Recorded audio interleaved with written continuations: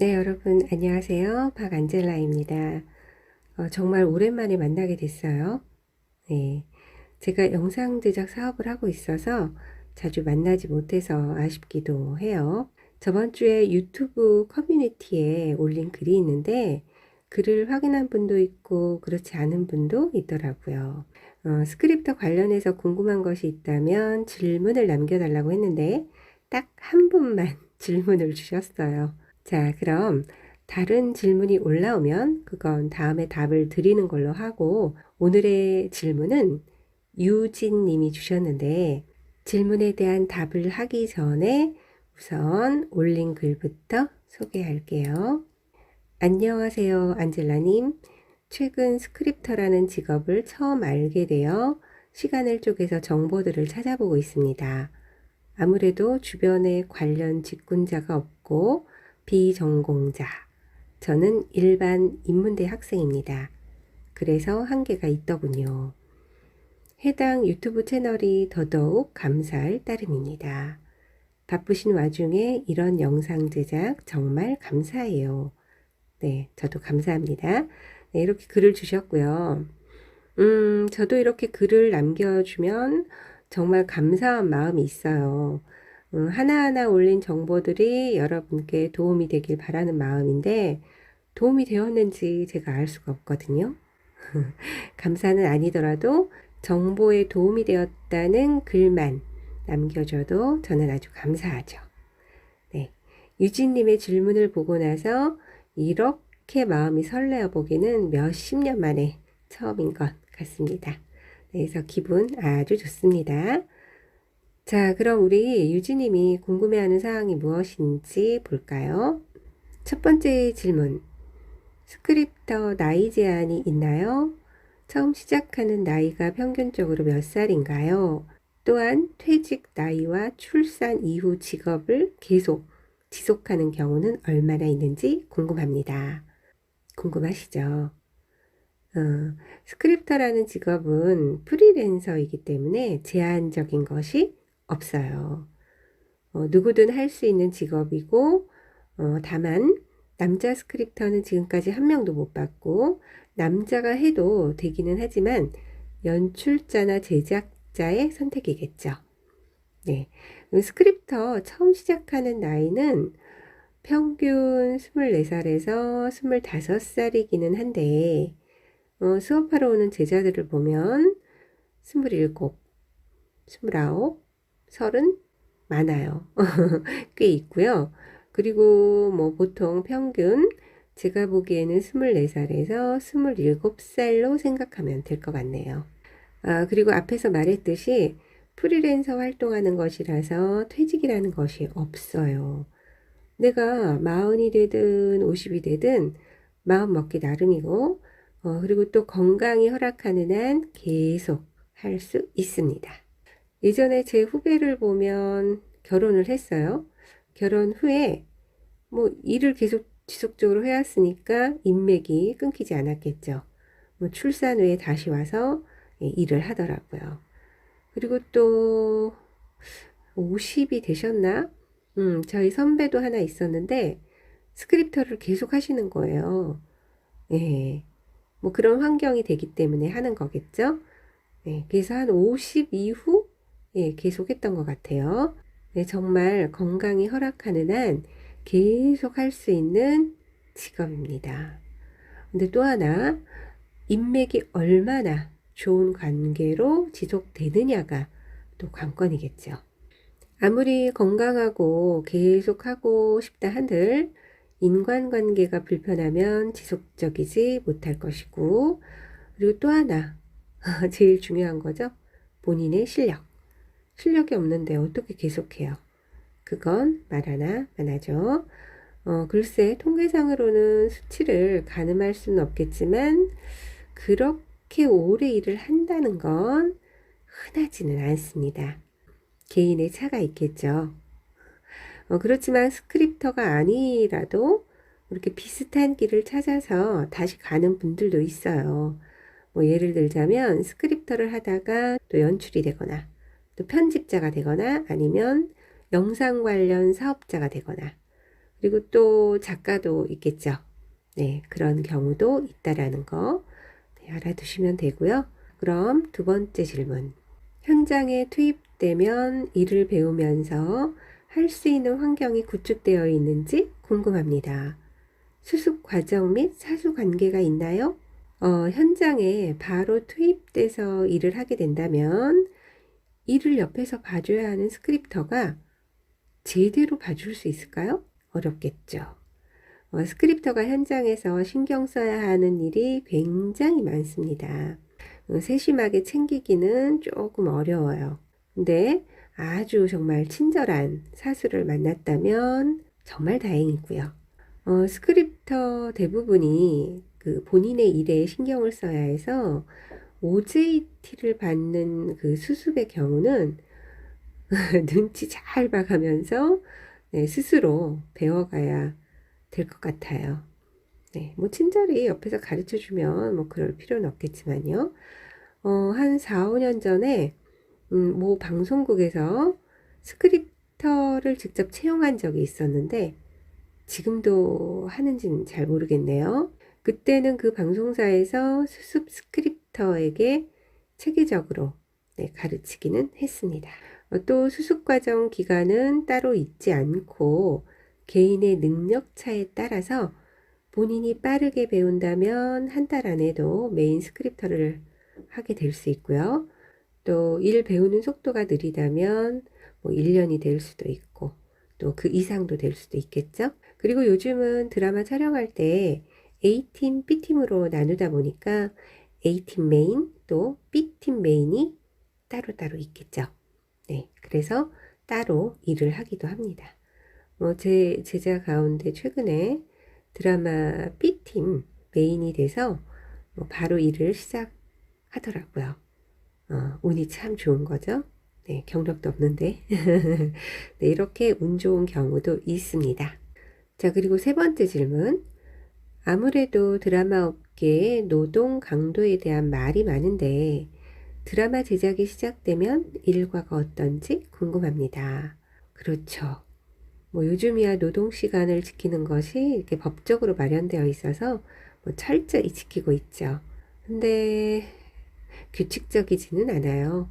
뭐 매일 뭐 이제 규칙적으로 출근하고 퇴근하고 촬영하고 또 퇴근하고 이러면 규칙적으로 하면 좋겠는데 이 이제 특성상 며칠간 촬영이 있으면 또 하루는 쉬었다가 뭐 그 다음에 야간 촬영이 있다 그러면 또 늦게 나가서 야간에 작업을 하고 또 아침에 들어오고 네 그러니까 이것이 뭐 우리가 생각하는 일반 출퇴근의 규칙적이지는 않다라는 거죠.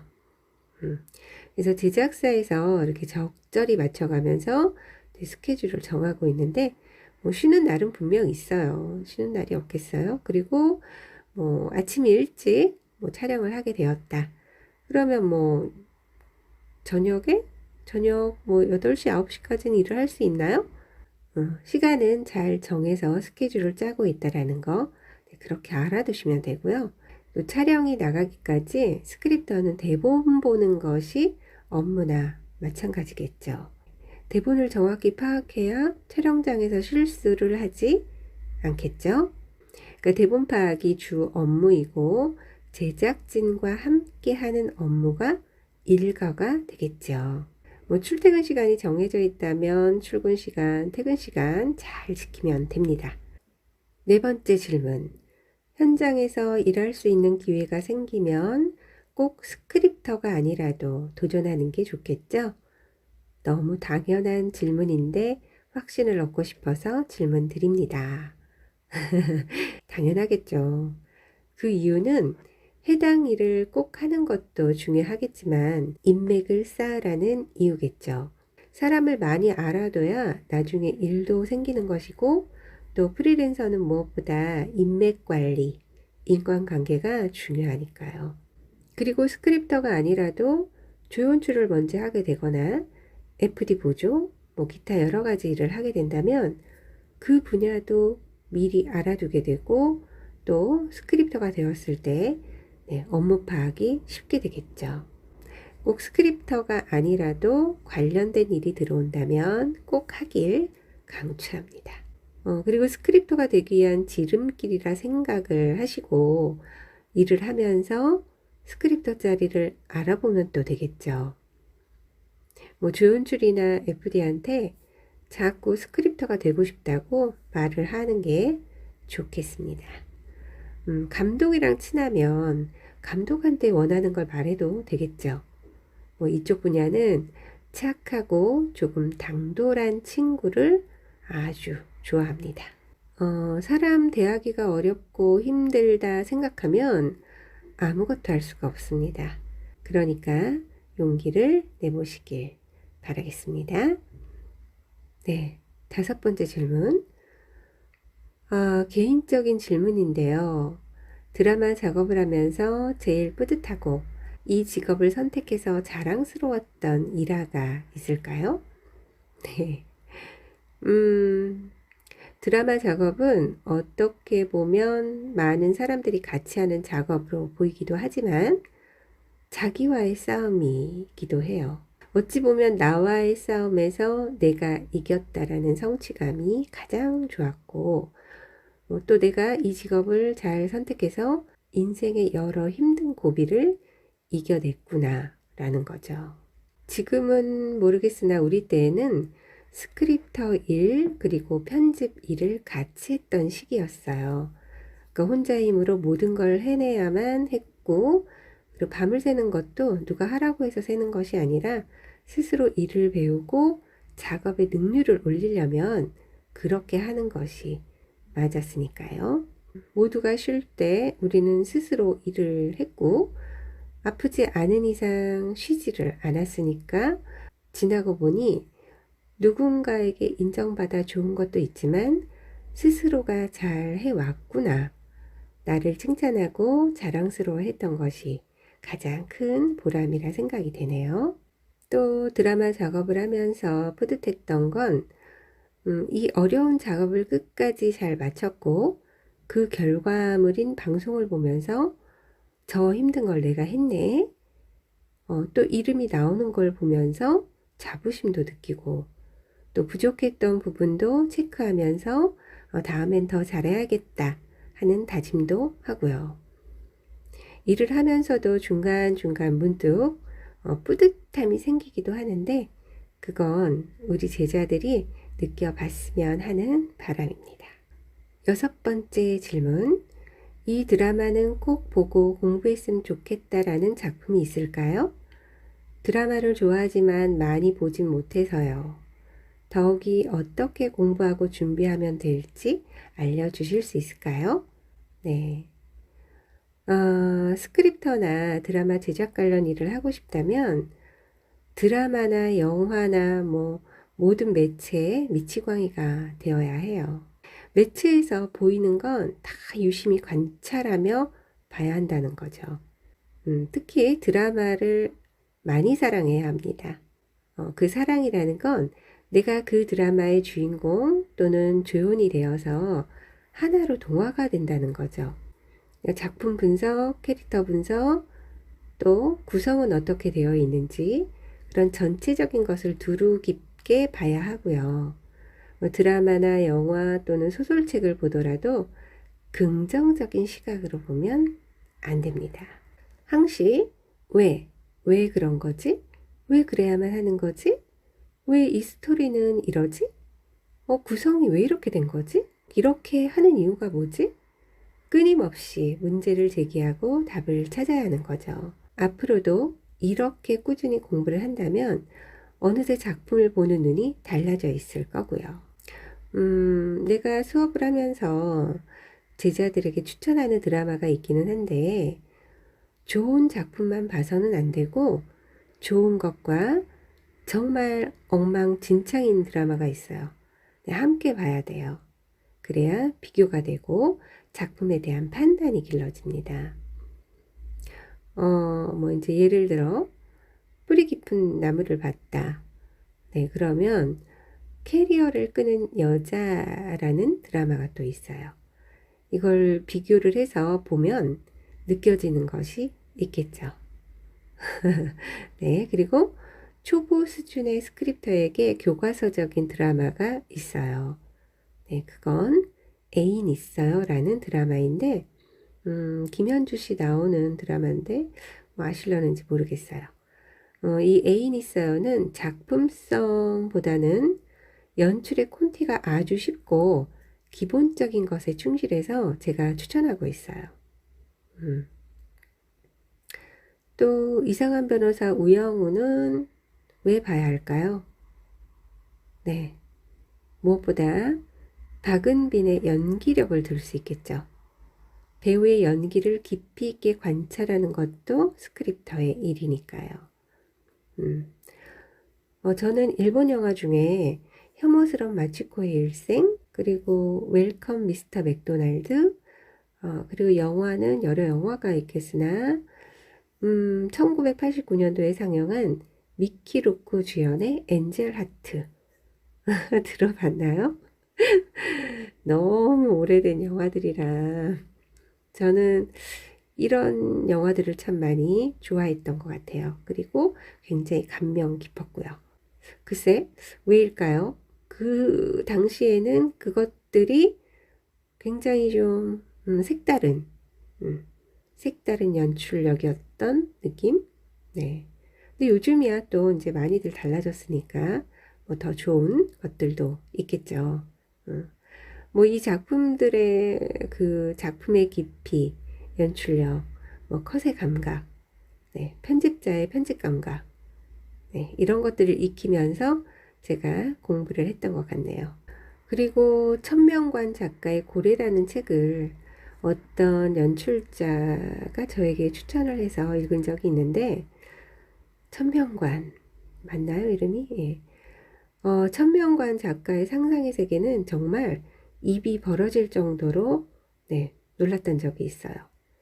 뭐 다소 야한 것이 있는데 뭐 그런 걸 떠나서 참으로 대단하다는 걸 느꼈고요. 이 책을 읽은 지 꽤 아주 오래됐어요. 얼마 전에 이 작가가 세계적인 무슨 작가상을 받았다고 뉴스에 나오더라고요. 역시 제가 안목이 있는 것 같습니다. 네, 아주 추천하고 싶은 그런 책이었거든요. 정말 기가 막힙니다. 소재와 주제들이. 네, 여러분들도 읽어보면 좋을 듯 한데요. 근데 처음에 읽어보고 이게 뭐야 역겨워 막 이런 사람들도 있을 거예요. 예, 그러면 중단하십시오. 그러나 작가의 어떠한 그런 창작의 세계, 그런 창작의 세계를 독특한 면에서 발견할 수 있습니다. 네. 그리고 결론적으로 스크립터는 되도록 많이 보고 많이 느껴야 해요. 왜냐하면 시각과 감각이 발달되어 있어야 하거든요. 그래야 이 일을 잘할 수 있습니다. 그리고 미치도록 뭐 드라마든 영화든 밤이 새도록 정말 눈에서 레이저가 나오고 눈이 시뻘겋도록 네, 그렇게 봐야 합니다. 그런 열정 없이는 굉장히 힘든 직업이에요. 네. 그리고 방송에 관련된 용어나 카메라 사이즈, 뭐 카메라의 움직임에 대한 용어 다 외우셔야 해요. 제가 그래서 그거를 유튜브에 올려놨어요. 뭐 풀샷, 롱샷, 뭐 바스트샷, 웨이스트샷 다 적어놨어요. 드라마 이미지까지 캡처해서 거기다 사이즈별로 제가 올려놨어요. 안 보더라고요. 재미없으니까 안 보는 거죠. 우리는 재미로 공부하는 거 아니잖아요. 용어는 무조건 쓰고 외워야 돼요. 그 용어를 모르면 우리는 일을 할 수가 없습니다. 용어도 말할 줄 알고 쓸 줄도 알고 카메라의 사이즈 이런 것도 다 외우셔야 합니다. 자, 이렇게 6개의 질문에 대한 저의 답변은 마쳤네요. 어떠세요? 여러분 모두 궁금해하는 질문이 아닌가 싶어요. 어떤 질문이든 댓글에 남겨주면 모두 정보 공유가 되도록 업로드할 테니 마음껏 남겨주면 좋겠습니다. 앞으로 가야 할 길에 있어 지칠 때도 있고 그만두고 싶을 때도 있는데 뭐든 포기하지 않을 때, 그때 용기도 인내심도 생기더라고요. 도전하는 여러분이 용기를 냈으면 합니다.